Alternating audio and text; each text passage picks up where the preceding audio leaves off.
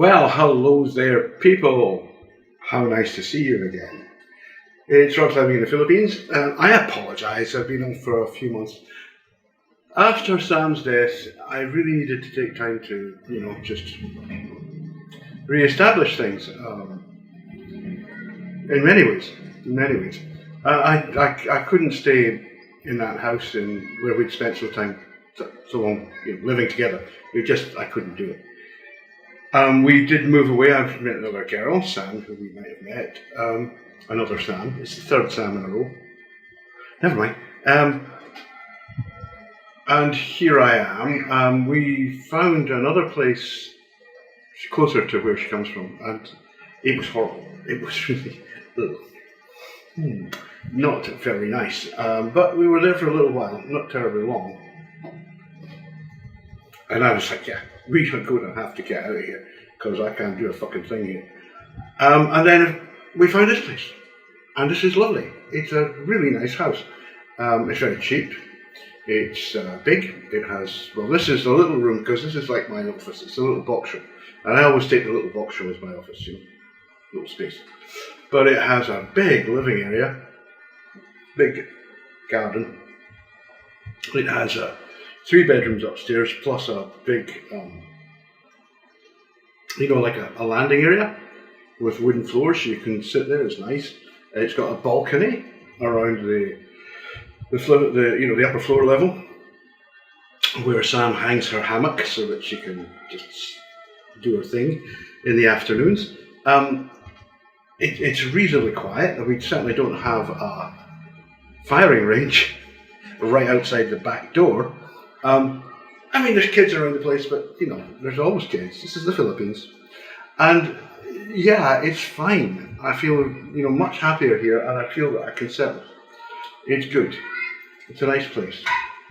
And one of these days I'll take you around and show you the house. I'll not do that today. So yeah, I will be coming back onto YouTube. Where are we? YouTube, and also elsewhere. I just felt I needed to just take some time out. I was with Sam for 6 years, and her decline, although you may not have been aware, I don't think anybody other than me was aware. It lasted, really from the back end of 2022, right through until her unfortunate dissolution. And it was horrible, because it's somebody you love. I loved her. I think, she was the love of my life. It's as simple as that.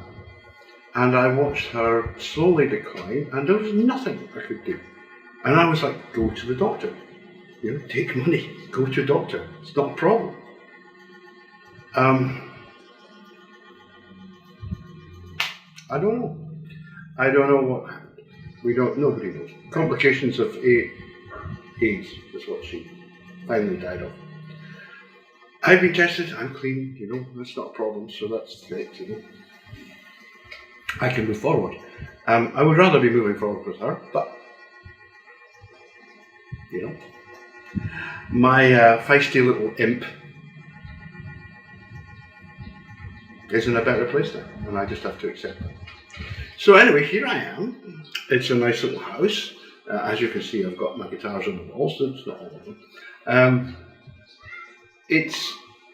I'm going to be doing more video recording. I think I've really done all that needs to be said about, autogynephilia. It's a horrible, horrible condition, and men who have it are, it's terrible. It's awful. And unfortunately, what's happening is that they get told, okay, you're a woman. Just be a woman. They're not women. Western autogynephiles are not women. Ladyboys are girls. They're not women either. They don't pretend to be women. But they understand that homosexuals are supposed to be feminine. So they make themselves as feminine as they possibly can.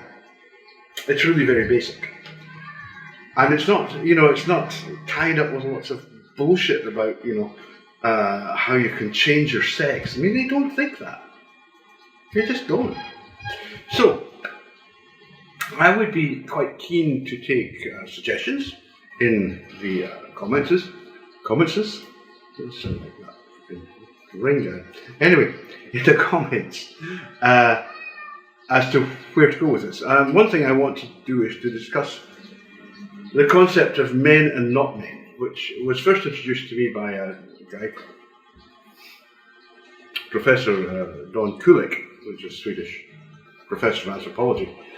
A very interesting man, and he took this, I don't think it was his idea, I think he'd seen this idea expressed and gone, and he applied it to, he spent a year living with travestis, which are basically South American ladyboys, in Salvador de Bahia in Brazil. And he wrote a book about it. And I've spent many years doing basically the same thing. And his analysis is very sound, it's very good. At the core of his analysis is this thing that he calls, the man, not man dichotomy. Now this is absolutely everywhere in the world, except the West. Guess what? The West is aberrant. So I want to do one like that. The reason that the West is aberrant is that the West uses a thing that I call the new gay model of male sexuality, right? Now that didn't exist at all, not even slightly, prior to around about 1900. And it certainly didn't become in any way dominant until about 1950, middle of the 1950s really. And partly this was because of Alfred Kinsey's work, which is, dearie me. But also because in that decade Playboy launched, and Playboy always took a very libertine viewpoint on sexuality. And they basically, let's just promote Kinsey. Let's promote Kinsey. I mean, they were still doing it 20 years later when I was a Playboy reader. It used to be quite a good mag, so I tell you. In fact, it was probably, in its era, it was the best, absolutely the best men's mag. We didn't have internet. So we had lots of stuff that was of interest to men in that magazine. It was very well done. It was a very good piece of journalism. Anyway, they promoted this Kinseyan thing. And that helped one element within the USican gay lifestyle to dominate totally the whole scene. And that did not happen here. I mean, that's the important point here. That just didn't happen here.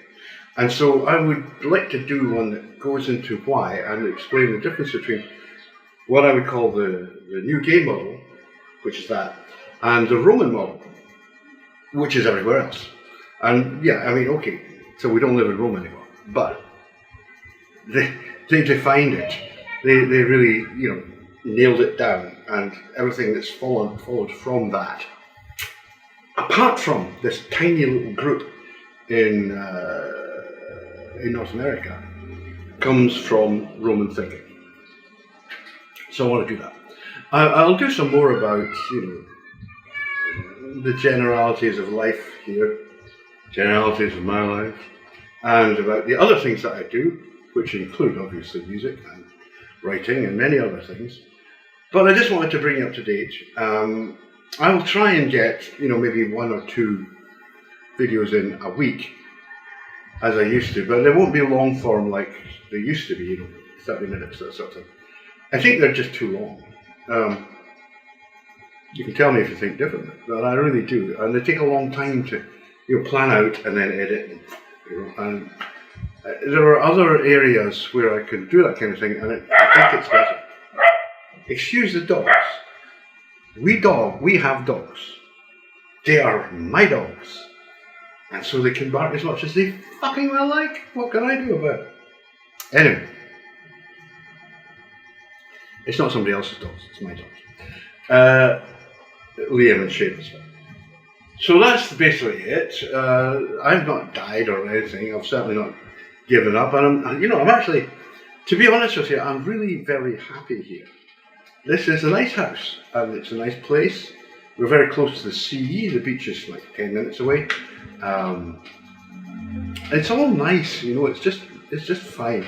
It's far, and the beach is far enough that it's just hop on the bike and you're there in 10 minutes.